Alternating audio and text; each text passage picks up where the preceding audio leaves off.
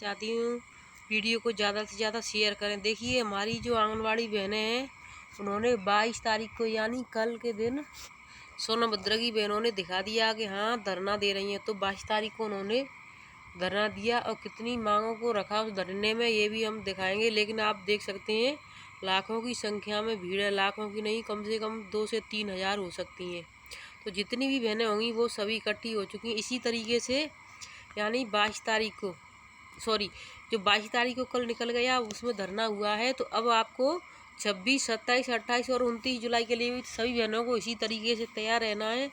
दिल्ली चलो, दिल्ली चलो। दिल्ली में सभी स्कूलों को आँच आए तो टकराना ज़रूरी है, जी जिंदा हो तो जिंदा नज़र आना ज़रूरी है। तो देखिए न्यूनतम वेतन 26,000, पेंशन 10,000, ग्रेजुएटी दो और जो प्री प्राइमरी है उसको लागू करो और राज्य कर्मचारी का दर्जा दें, नहीं तो और पोषण ट्रैकर को बंद करें। इन सभी मांगों को लेकर के 26, 27, 28, 29 यानी 4 दिवसीय विशाल धरना। ऐसा नहीं है कि उत्तर प्रदेश का है, यानी ऑल इंडिया का धरना है। तो सभी बहनें ज़्यादा से ज़्यादा पहुँचें। जो बहनें यहाँ पर पहुँची उतनी सारी बहनें 4 दिवसीय धरना में भी जाएँ। तो देखिए उन्होंने कौन कौन सी मांगों को रखा है ये भी हम आपको बताना चाहेंगे। लेकिन सभी बहनों से मैं कहना चाहूँगी आप ज़्यादा से ज़्यादा संख्या में वहाँ पर पहुँचें। तो देखिए विषय जनपद स्तर की समस्याओं के संबंध में श्रीमान जिलाधिकारी महोदया जनपद सोनभद्र। महोदया सादर अवगत है कि आंगनबाड़ी कार्यकर्ता को जनपद स्तर पर विभागों से संबंधित निम्नलिखित बिंदुओं की समस्या उत्पन्न है, जिसको आंगनबाड़ी कर्मचारी संघ द्वारा पत्राचार एवं मौखिक कई बार ध्यान आकर्षित किया गया, जिसका निस्तारण आज तक ना हो पाया। निम्नलिखित बिंदु निस्तारण कराने हेतु आपकी सेवा में प्रेषित हैं। तो देखिए बिंदु कौन कौन से हैं। पहले बिंदु से मैं आपको बताना चाहूँगी, आज मेरी तबीयत में थोड़ा सुधार है। कल मेरी तबीयत थोड़ी ज़्यादा ख़राब थी, तो कल की वीडियो मैंने आज सुबह जब देखी तो उसमें मेरी आवाज़ बिल्कुल भी नहीं आ रही थी। तो मुझे थोड़ा अजीब लगा कि बहनों ने क्या सुना होगा, लेकिन क्या मैंने खुद नहीं, मुझे नहीं पता था कि मेरी आवाज़ इतनी डाउन है और आवाज़ बिल्कुल नहीं निकल रही है।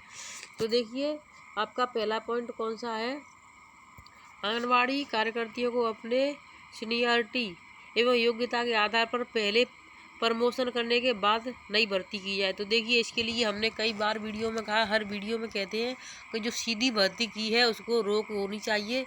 जो आंगनबाड़ियों का 2017 से जो प्रमोशन की चल रहा है कार्य उसको पहले आंगनबाड़ियों का प्रमोशन हो, उसके बाद में ही सीधी भर्ती हो।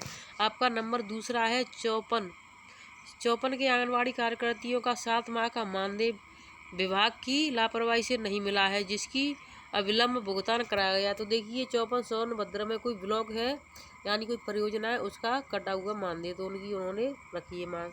आपका तीसरा पॉइंट उन्होंने क्या रखा है, चतरा ब्लॉक की मिनी आंगनबाड़ियों को मानदेय की एरियर का भुगतान नहीं किया गया है, जिसको अविलंब भुगतान कराया जाए। तो ये भी वहीं का ब्लॉक है सोनभद्र का। चौथा पॉइंट आपका आंगनबाड़ी कार्यकर्तियों को मानक के अनुरूप ड्रेस नहीं दिया गया है। जो ड्रेस दिया जा रहा है वह घटिया किस्म का है।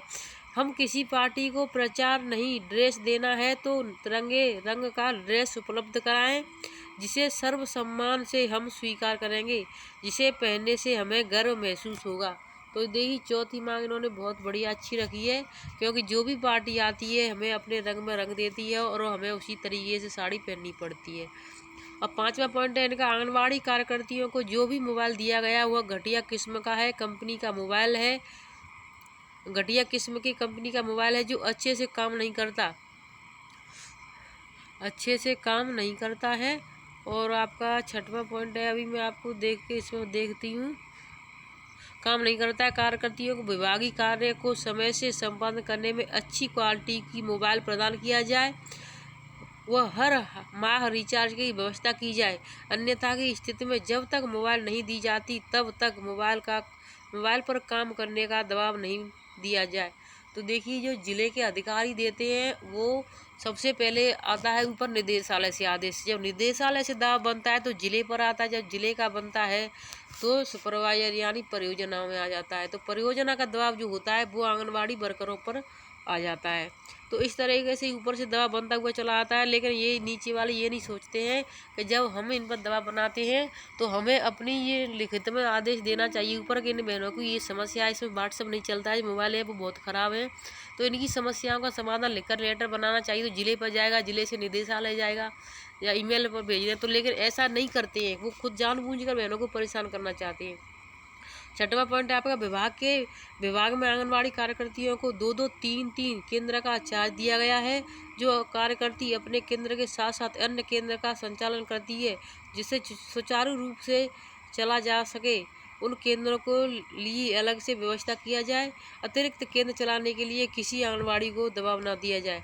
तो देखिए, जब आंगनवाड़ियों की कमी है तो सरकार अपना काम इसी तरीके से निकाले, उसके तो सरकार के तो पैसे ही बच रहे हैं। सरकार को 1 रुपया बढ़ाने में दिक्कत होती है, लेकिन 5-5 6-6 हज़ार रुपये एक महीने का एक केंद्र का बचा रही है, इसके लिए कुछ नहीं है।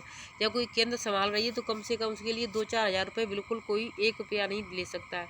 7वां पॉइंट है आपका आंगनवाड़ी कार्यकर्तियों के केंद्रों पर जो सामान दिया गया है वह फिर दूसरे केंद्र पर दिया जा रहा है, ऐसा क्यों? और सामान की ढुलाई का पैसा कौन देगा? इसकी जिम्मेदारी किसकी होगी? देखिए इनके यहाँ जो ज़िले में हो रहा है वो हमारे ज़िले में तो नहीं है, क्योंकि हमारे यहाँ कोई सामान आया ही नहीं है। जब आएगा नहीं तो ढुलाई कहाँ से होगी? जिन ज़िलों में आया होगा वहाँ ढुलाई करवा रहे होंगे, एक केंद्र का फ़ोटो खींच के भेज दिया, फिर दूसरे केंद्र पर पहुँचा देते होंगे। ऐसा कई कार्यक्रम चल रहा है ऐसा। 8वां पॉइंट आपका आंगनवाड़ी कार्यकर्तियों के प्रति 5 वर्ष पर एक वेतन वृद्धि दी जाती है। जिन आंगनवाड़ी कार्यकर्तियों की सेवा 5 वर्ष से अधिक हो चुका है, उनको समय से हिसाब से नहीं दिया गया है, उसको दिया जाए। तो यानी ग्रेचुइटी मिलती है, जो हर आंगनवाड़ी को 5 साल के बाद में जो बढ़ता है, 35 से 40 रुपये हर साल बढ़ते हैं 5 साल के बाद। तो कुछ बहनों का बढ़कर का आता है, कुछ का बिल्कुल किसी का नहीं आता है, बहुत कम का आता है, ना के बराबर।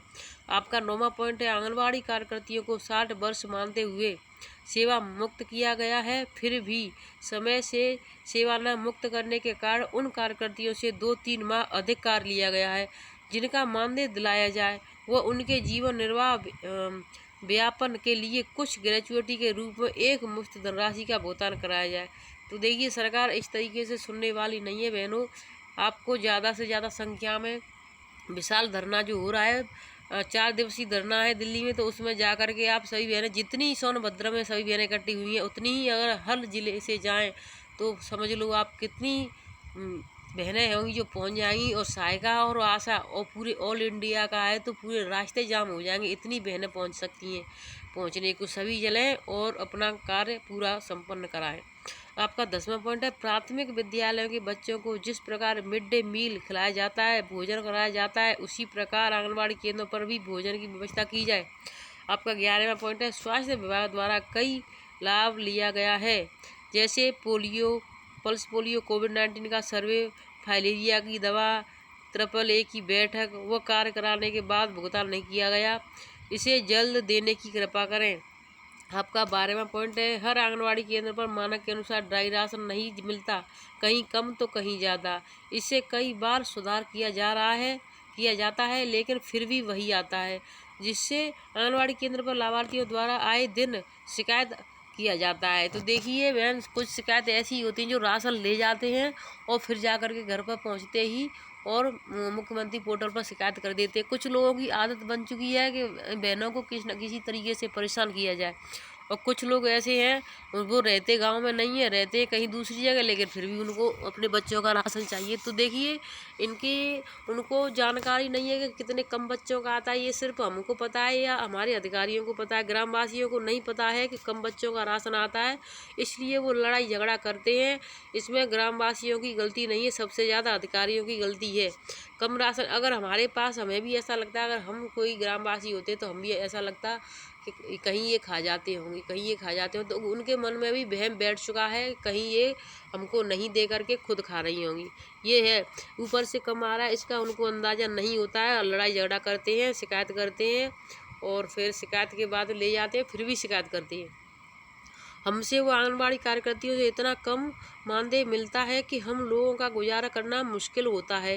कार्य के अनुसार मानदेय बढ़ोतरी किया जाए। 13वां पॉइंट हो गया आपका। अब आपका बचा 14वां पॉइंट। मिनी आंगनबाड़ी कार्यकर्ताओं का सहायिकाओं की भांति प्रमोट करने के लिए प्रथम वरीयता दी जाए। तो यानी जो मिनी आंगनबाड़ी बहनें हैं, जिस तरीके से सहायिकाओं को प्रमोट किया जा रहा है, किया जाएगा, उसी तरीके से आंगनबाड़ी बहनों को भी जो मिनी है उनको कार्यकर्ता में प्रमोट किया जाए तो उनके लिए भी खुशी की बात होगी। तो देखिए, आपकी मैंने जो 14 जो खबर थी वो मैंने आपको बता दी है। और देखिए, विशाल धरना है, बहुत खूब आंगनबाड़ी इकट्ठी हुई, उन्होंने अच्छा धरना दिया। तो मैं सभी बहनों से कहना चाहती हूँ, ये जो बहनें यहाँ पर इकट्ठी हुई हैं, इतनी हर ज़िले से बहनें जाएंगी तो समझ लो रास्ता जाम हो जाएगा। वो बल्कि ऑल इंडिया से आ रही हैं। तो दिल्ली में विशाल धरना है, 4 दिवसीय। विशेष ध्यान रखें, सभी बहनें वहाँ पर जा कर के अपना पहुँचें। 26, 27, 28, 29। वीडियो अच्छी लगी हो तो लाइक शेयर करें। और अगर किसी का पोस्टर ट्रैकर पर काम नहीं हुआ है तो पोस्टर ट्रैकर का काम कर लें। हमने पोस्टर ट्रैकर पर कई वीडियो डाल दी हर प्रकार की, जो लाभार्थी वेरीफाई के लिए। और अपने रजिस्टर मेंटेन रखें, क्योंकि संभव अभियान चल रहा है तो इसमें वजन रजिस्टर, हर प्रकार के रजिस्टर की चेकिंग चल रही है। धन्यवाद।